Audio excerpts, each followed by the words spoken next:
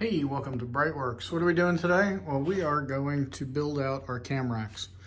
So this is the actual cam rack, and then we're going to assemble the heads to it. That way we can put it on the short block all as one big assembly. These are 3 journal cams. So these are 1971. Let's see, what's the casting date? 1970, right there. All right, so first thing we're gonna do is each one of these cam racks has a plug in the back. In the US, we call them freeze plugs, but it's not a freeze plug. There's no water in this engine. So it's just a plug that goes in the back of the cam rack. And sometimes the plug's not there because the camshaft is used to drive something. But what we're gonna do is just put a protective coat of Cerakote on there, or a ceramic based paint.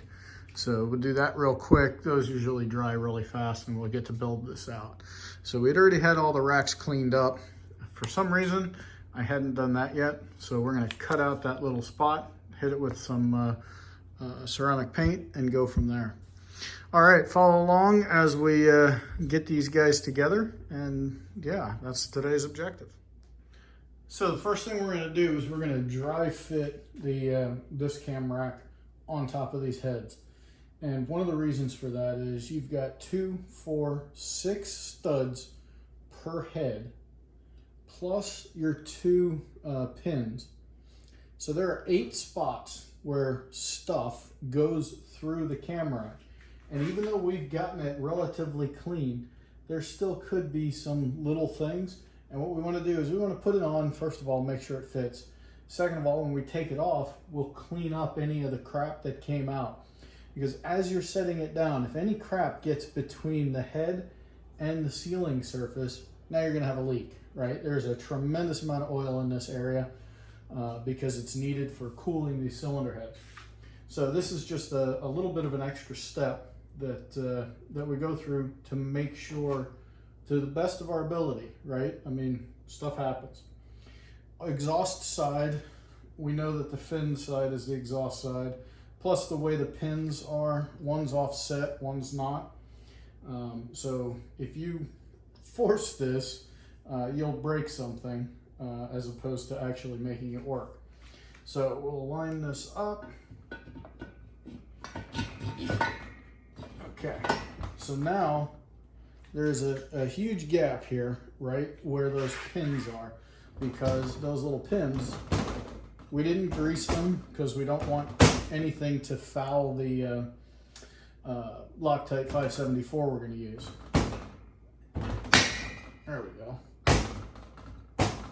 Now, what we can do is on the center, you can actually put some nuts on there, spin them down, and that'll let you make sure that you've got everything seated.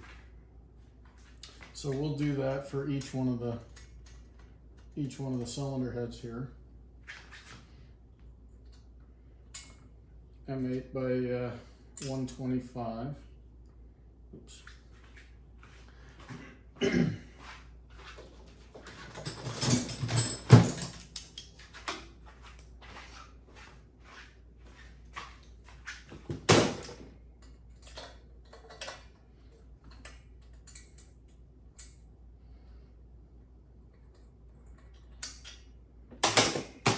So all we're going to do is just snug these down. We're not going to torque them, we're not going to do anything. But what we should see is the studs come up. All we're trying to do is get this guy flat. Nothing fancy, because we're about to take him right back apart again. Oops. All right, so that's it. Now he's flat, and we'll do that for the other 2. And then we'll disassemble the whole thing, clean it up again, and then we'll get ready to put it back together. So that is the pre-assembly portion of the cam rack. Before we finish this pre-assembly, there's one other thing I did want to show you guys. And this is helpful when you're rebuilding these old engines, right? 1970, we know it had been rebuilt before poorly because of the wrist pin bush that was in the connecting rod.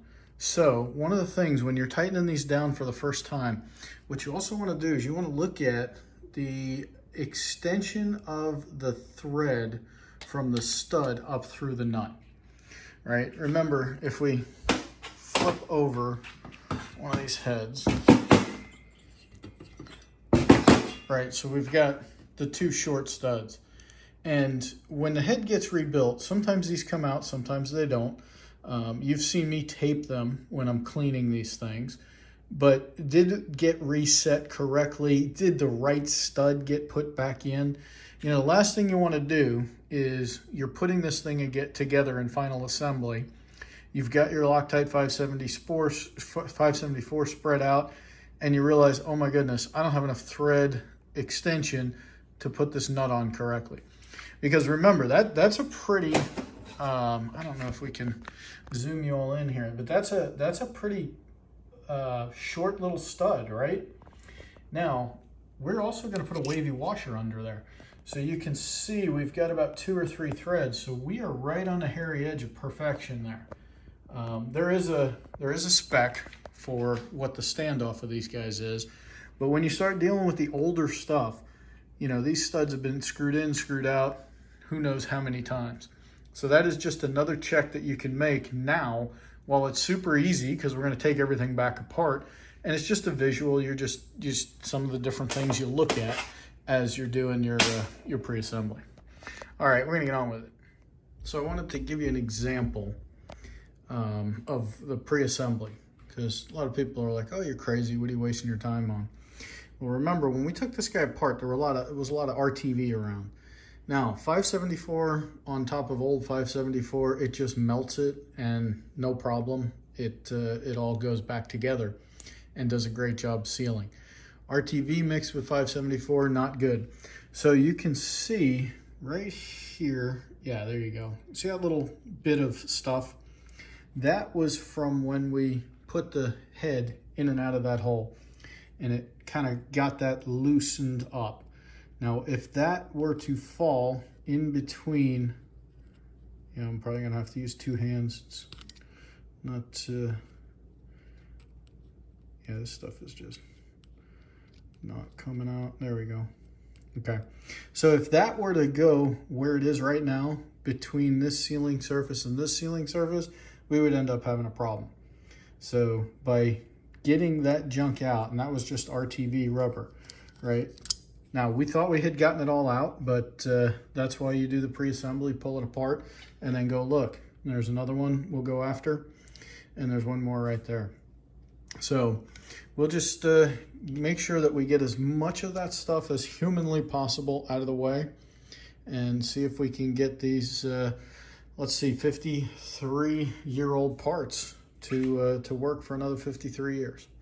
All right, we're gonna get on with that, keep going, and try not to bore you too much with the cleaning piece. Okay, we've got our hardware laid out. So 18 wavy washers, 3 barrel nuts that you can reuse from teardown, and then 15 M8 nuts. So what we're gonna do now is we're gonna add some Loctite 574, and then we're gonna put these guys all together. So one of the things about Loctite 574, you want to make sure that it's within its expiration date, right? So this one is good until March 5th of 2024. So this stuff does have an expiration date. When you're doing the critical areas, you want to make sure you've got some 574 that's still in good shape.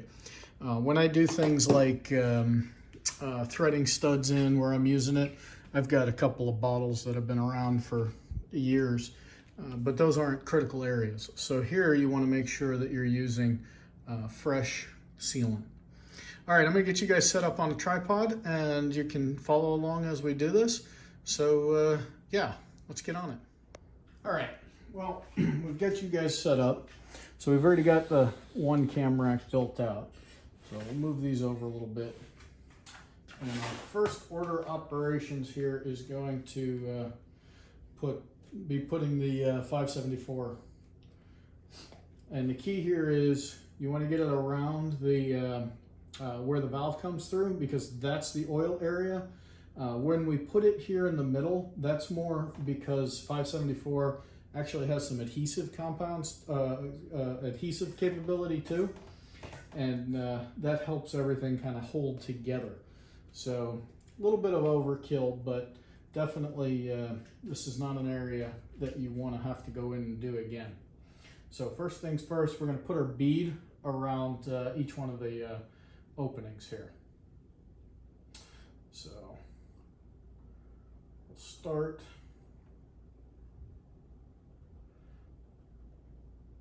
as we go around.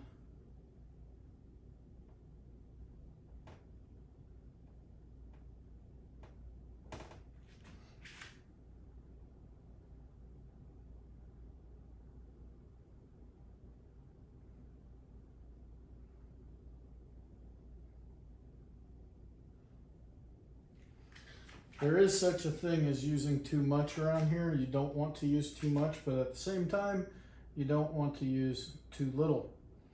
I know some guys like to use a foam roller, but I watched a guy years ago, I think his name was Nick James. He's got some really great stuff out there on rebuilding air-cooled engines.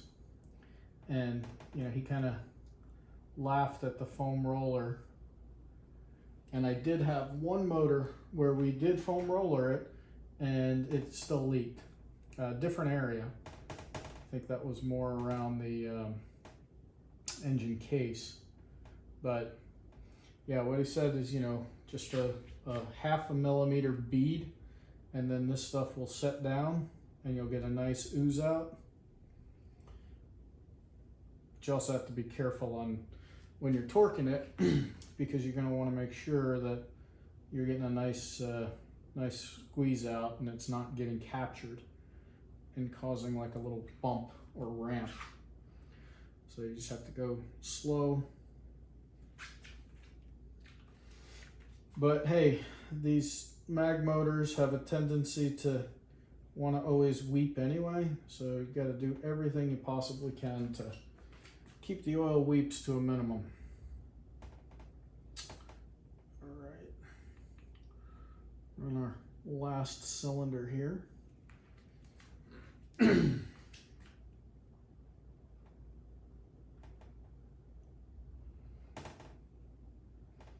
This is a new style bottle. You know, I typically use the thumb squeeze one, which is, for me, easier. But I guess Loctite or Henkel, who makes it, decided that this is a better applicator.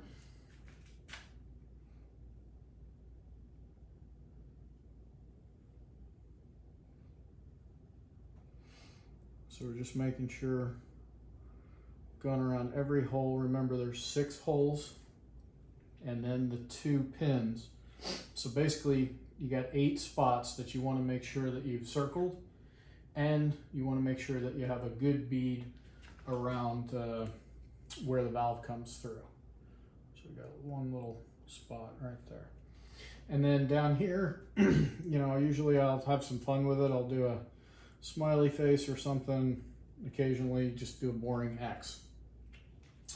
But again, down here, really what we're just looking for is the extra adhesion. Same reason that we do the mains on the cases. All right, so we take a look at that. Everything looks good. Happy with the application of the 574 there. Just double checking. And now we'll set this down. And we don't want to get our studs. We don't want to get our studs in the 574. So what you're doing is you're looking down the holes to make sure that you've got it lined up. And then once they're lined up, you're in good shape.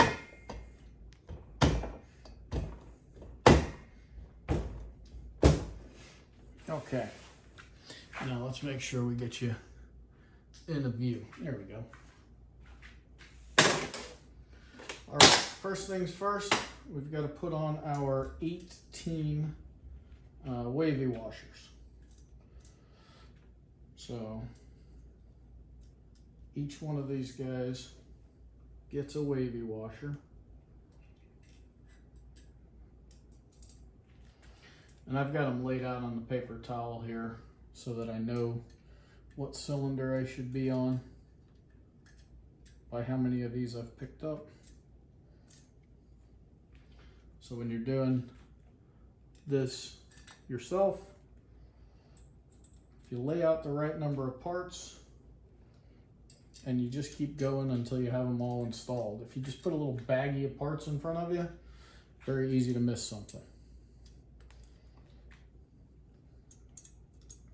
All right, we got all our wavy washers on, and then what I'll usually do is I'll start with the barrel nuts. So the barrel nuts go on the intake side on the three that are very, very tight. You really can't get a tool in there, so that's why these guys are Allen head, because it's a very, very tight fitting.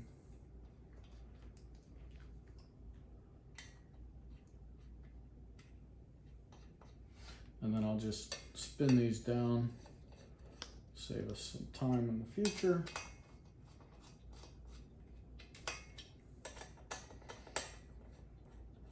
Plus, by doing them by finger, remember I said we're trying to flatten out that Loctite. It's actually 3 progressive steps. All right, so first you finger tight them, then you snug them up with the wrench, and then you put torque on them. So at that point, everything is kind of oozed out and happy.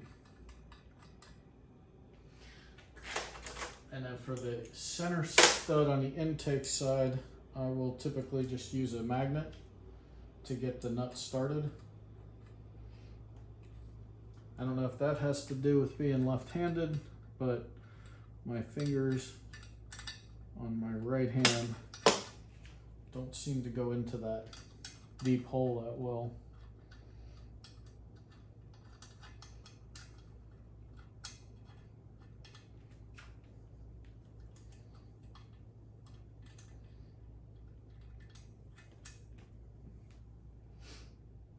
So in this case, you've got 5 of the nuts, 5 of the plain M8 nuts per cylinder.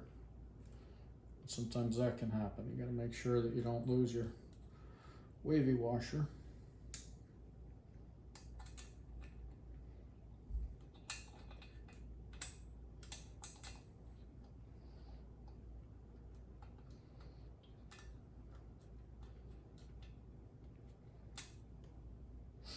This one really does not want to go to its home. Go to your home.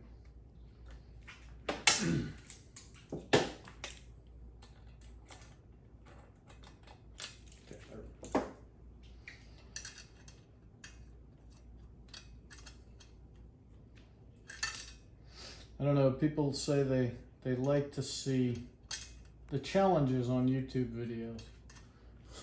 I'm not a fan of challenges. It's supposed to go together smooth, go together smooth. All right, we got our last nut here.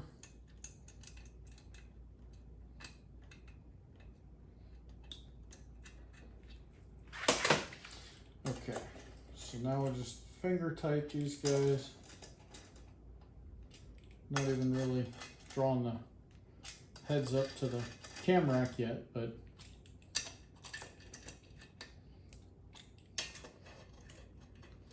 you can kind of hear the 574 kind of squeezing and popping, and I can see it. I'll show that to you guys in a minute. And the nice thing about 574 versus guys that use RTV or the old school Indian head compound is 574, the stuff that's not cured, it's anaerobic, right? So it cures in the absence of air. The stuff that's not cured just gets mixed in with the oil, and then the oil just takes it away. So that's why you do those first couple of oil changes, and all that stuff will go away. Whereas if you use RTV, it will dry into a little worm, and then it'll get stuck in some important orifice, like a cam spray bar. And then you'll wonder, why did my cams get wiped?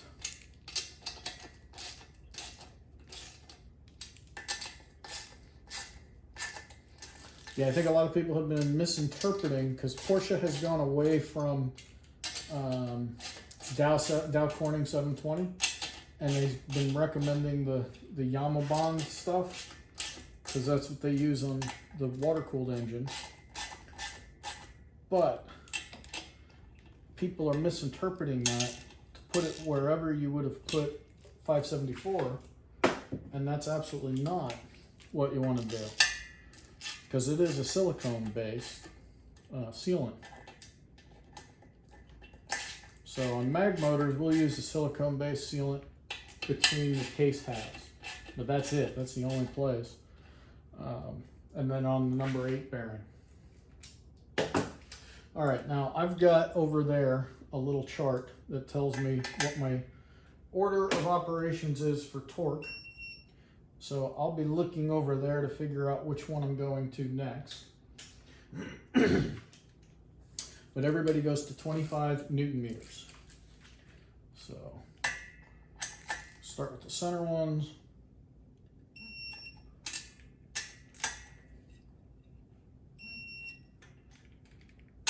And then we move to the top left corner, bottom right corner.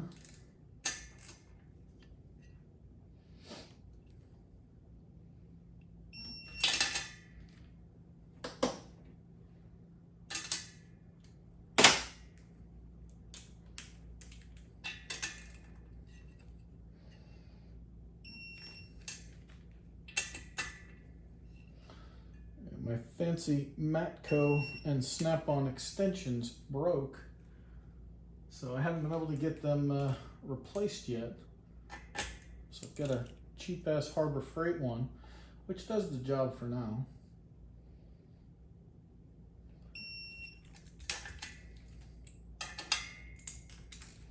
Doesn't have quite as good a purchase on the socket.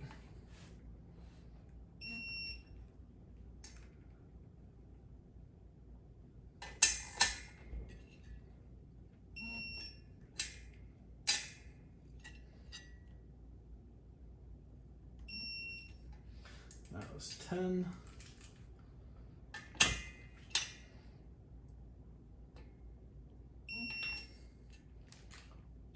11.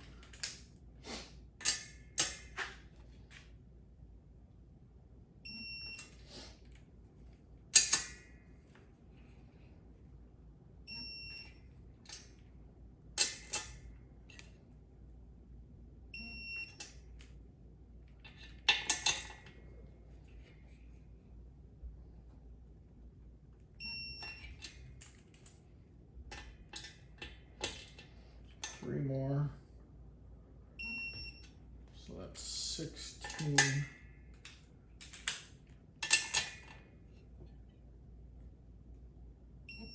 17. And 18. All right, I'm just looking to make sure everything looks like it's flat. Everything looks flat. So we'll go around one more time and make sure our wrench doesn't need to move.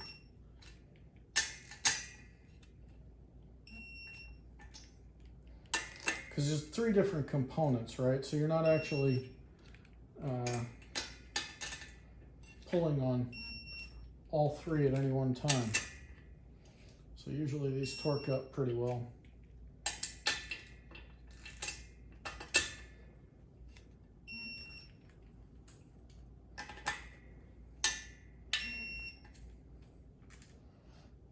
Yeah, 26 foot-pounds, or I'm sorry, Newton meters. And the little red light goes off. It says, hey, you're 1 Newton meter too much.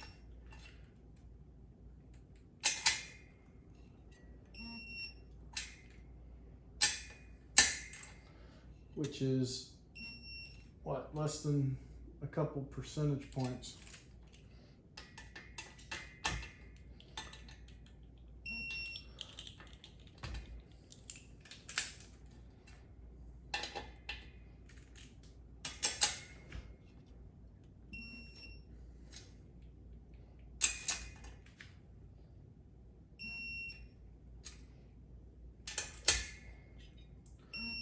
14, 15, 16,